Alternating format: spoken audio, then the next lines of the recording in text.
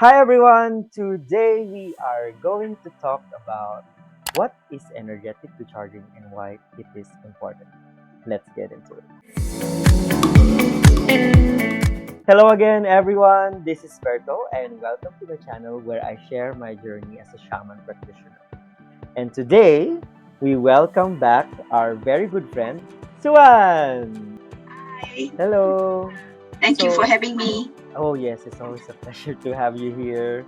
And for those of you who are seeing her for the first time, she is from Exoterica Creation. And Exoterica Creation combines the science and the art of esoteric practices so they can craft these beautiful creations like incenses, sprays, and jewelries that are very important for shaman practitioners like me. And today, Suan and I are going to share with you about recharging. Like I mentioned, we're talking about recharging today. So let me just start off by asking you, what are the different things that we can charge energetically? Many crystals love to be recharged, Mhm. and crystals that we use in our meditation practices, for example, they can get dull over time, and they can definitely benefit from recharging. If you work with crystals and there are crystals in your home, it is a good idea to recharge them once in a while as well. Think of crystals like rechargeable batteries. The energy in them does go down after a while, and recharging them just really gives a boost to the crystal as well as to the space which you put the crystal in. If you are a shaman practitioner, then many of your tools, are things that you would want to recharge. Tools Yeah. that you use either for healing or for protection, for example, or even to summon something like a rattle or a drum. These Yeah. are the kind of tools that would definitely benefit from recharging, and as well as the daily maintenance work before, especially before you go into a ceremony. Some of us might even consider dream catchers a form of tools. And Yeah. if you have a dream catcher that you put in your room to help you dream better, then I'm definitely going to say let's have that recharge once in a while. Clean it and recharge it, and it's going to work wonderfully in your space. Mhm. But so here's the thing: we talk about recharging things, but we can also recharge spaces. Yeah. And this is especially useful if you are in a multi-purpose space, Yeah. a space that maybe doubles up as your working space, but at night that's where you relax as well. And you will obviously need different kinds of energies or different kinds of formulas so that you can create a different mode True. altogether. Yeah. Of course, there's something else that we recharge, and this is the important part of it. We know it's about recharging ourselves. Yeah. And at one level, and at a very simple physical level, it's really about eating more consciously. It's about eating nutritious foods that will recharge our energies better. But there are also many non-food eating ways we recharge ourselves, and this is probably some really good news for people who are trying to restrict their food intake. For example, we can charge ourselves via our crystals. Yeah. And Exoterica, we have been exploring this a lot as to how we can recharge ourselves using different products. So we Mm. came up with soaps and incense and a whole Nice. range of things for that. Another way we recharge ourselves, and the practicing shamans will know this best, is through rituals and ceremonies. And Mm. that is a way, at the whole process of preparing yourself and going through a ceremony and ritual is definitely one way that you will be recharging yourself.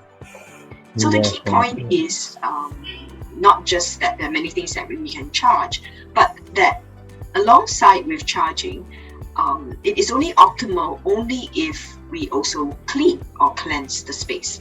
True. So every time we practice recharging, we need to also have this mindset that it goes hand in hand with cleansing, no matter what.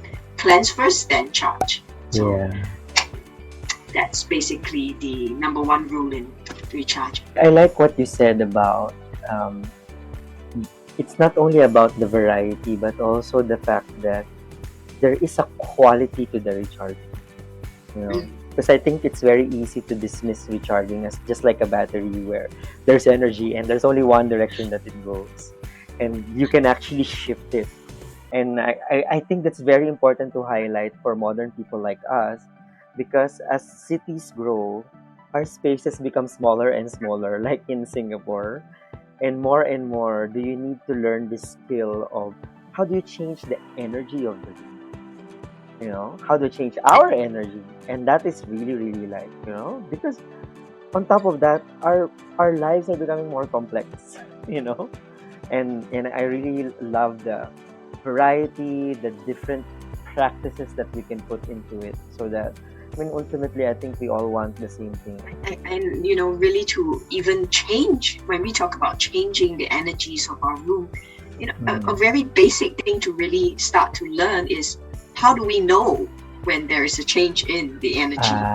Can we True. learn to distinguish the different types of energies? Not all energies are alike. True. There is those that are more inclined towards, say, elements like fire, versus some that are more wind, or some that are more water. And can we even identify those energetic distinctions first? It's a lot of conversation that will go to it after that. Because to me, when you said that, I will go like, then there's also an element of safety. Like, how do you know if the energy is already dangerous for you?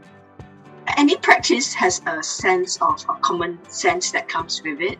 So how do we know whether we are doing something in a safe manner is where we put in some safety nets for ourselves, definitely. But it's also about doing things at a certain scale that we are not escalating it to a level that we cannot manage on our own, especially if we are practicing on our own and there isn't someone watching us, or there isn't a lot of support from a third party. Yeah, that's But true. this is something we can definitely talk about at another time. So just going back to recharging, right? Can you also let us know from your experience, why is recharging important then for people?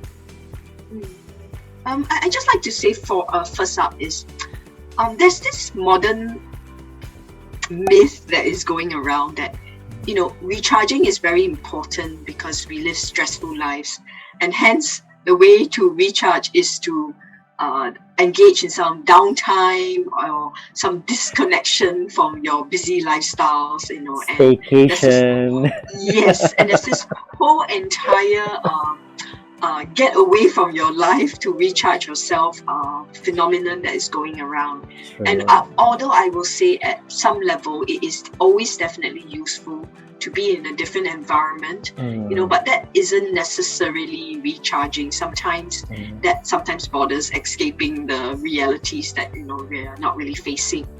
And to be honest, there are many other more effective ways of recharging, and some of these ways of recharging does not require you to take a huge vacation, because not every one of us can take the weekends or weekdays off, but it's more about coming up with simple daily acts even for us to recharge. For example, emotional recharging.